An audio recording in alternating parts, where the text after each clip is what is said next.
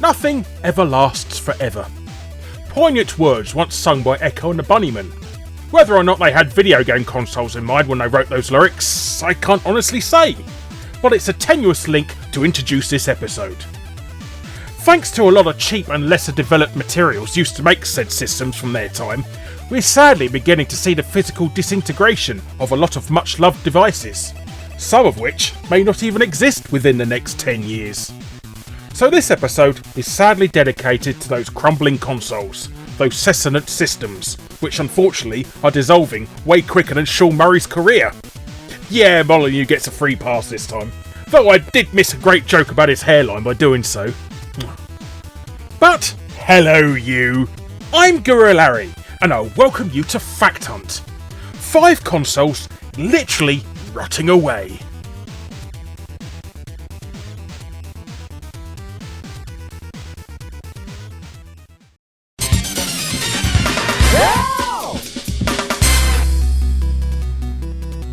The Milton Bradley Microvision and the Nintendo GameBoy.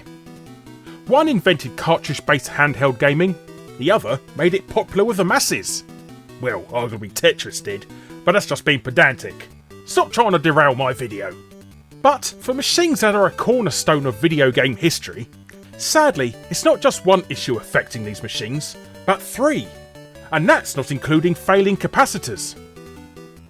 The first one is screen fading. The screens on these systems are all ink-based, so as with actual ink, exposure to the sun over time leaves it constantly fading away, forcing you to constantly crack up the contrast until it's no longer effective. Secondly, we have screen blurring. Now this is especially noticeable when it's scrolling, but have you ever played a Game Boy recently and thought, I don't remember it being this blurry? And, well, you're right. That's because it wasn't that bad. The previously mentioned ink fading has also had an effect on movement in games also.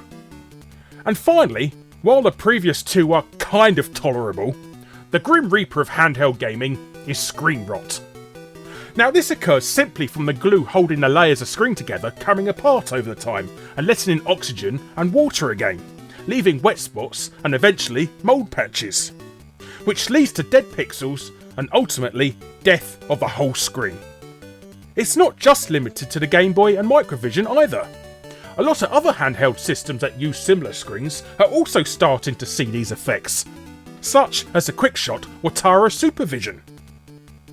On the plus side, replacement screens are coming onto the market for the Game Boy, even though they're a bit of a nightmare to replace yourself. But for the Microvision, sadly, there's no such joy, leaving the pioneer of handheld console gaming to a rather unfortunate demise. So keep these babies wrapped up and out of sunlight to keep them lasting for as long as possible.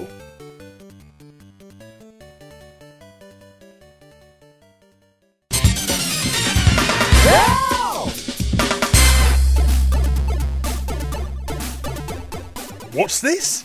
A console most of you have never heard of? But yes, it's the console that no listicle ever mentions. Now, the Amstrad GX4000 was Amstrad's failed attempt to jump onto late 80s console gaming market bandwagon by sneakily removing the keyboard from an Amstrad 464 Plus and slapping a £100 price tag on the thing. Unfortunately, thanks to the huge dominance of the Sega Master System in Europe and failing to realise gamers weren't stupid enough to notice 90% of the GX4000's library was £25 cartridge ports of 2-year-old £2 cassette games, it resulted in the console being about as popular as a bacon sandwich at a bar mitzvah. Worse still is, to make that £100 price tag, Amstrad bought a job lot of ultra-cheap, ultra-shoddy Chinese PSU units to power the console, and when they blew, they fried the entire console along with it. Amstrad even stuck warning labels on the system to limit this happening. But it's not a case of if these things will blow, however, it's a case of when. So roll on a quarter of a century later, and a lot of retro collectors are blissfully unaware they're sitting on a ticking time bomb with a GX4000. On the plus side, we can easily buy far superior PSUs quite cheaply now to remedy this error. But since a lot of retro gamers are unaware of this issue, they'll all eventually end up with paperweights that smell of burnt plastic.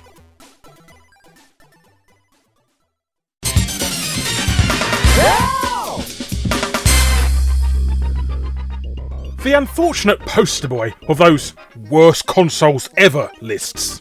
Which is a shame, as it really shouldn't be. The Philips CDI is honestly just another victim of the jack-of-all-trades multimedia fad of the early 90s, along with the 3DO, CD-TV and the Apple Pippin. Now, in all fairness, Philips never really intended the CDI to actually be a games console. But when they realised games were the only thing selling on the blooming thing, that's all they pushed towards the end of its rather short life, just to keep it afloat a little longer. But speaking of short lives, ever hear of the infamous suicide battery in Capcom arcade games? Well, the CDI has something similar, but not out of neurotic fear of piracy this time. Oh no, just good old-fashioned incompetence. You see, the CDI contains a non-volatile RAM chip, which is more commonly known as a timekeeper battery inside the system. This pretty much does what you expect it to do, maintains the date, time, game saves, and essentially boots up the system when you turn it on.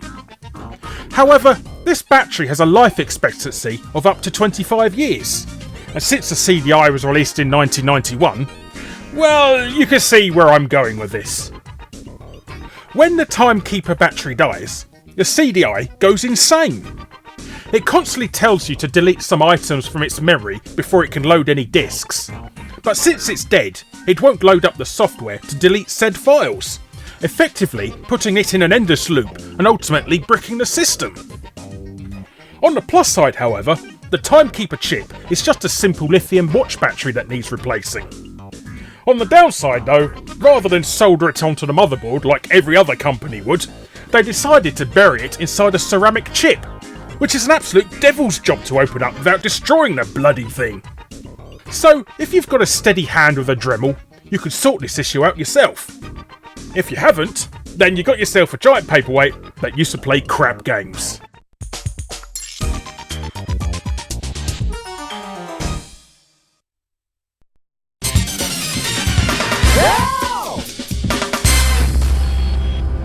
Another great little system that people unfairly bash. Tiger Telematics' short-lived handheld console was a great little device for its day.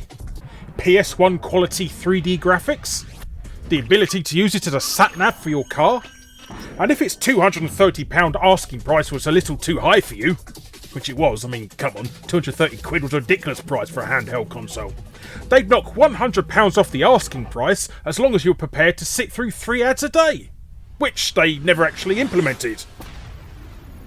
But with a coke-addicted CEO who went through Ferraris quicker than a porn star's yellow pages, and a business nearly entirely funded by the Swedish mafia, what could possibly go wrong with the system?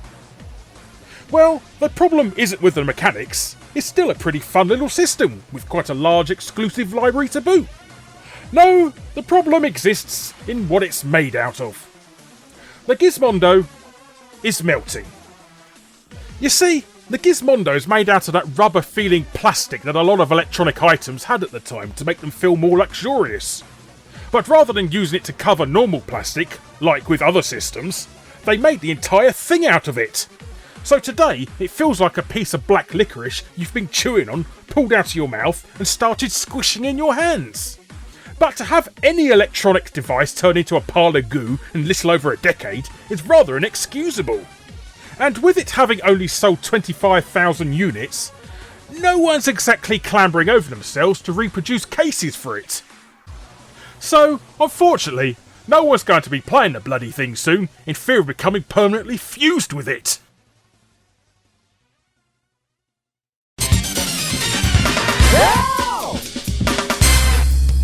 Larry, you've already fobbed us off with handhelds on this list already. But arcade games aren't consoles. I know!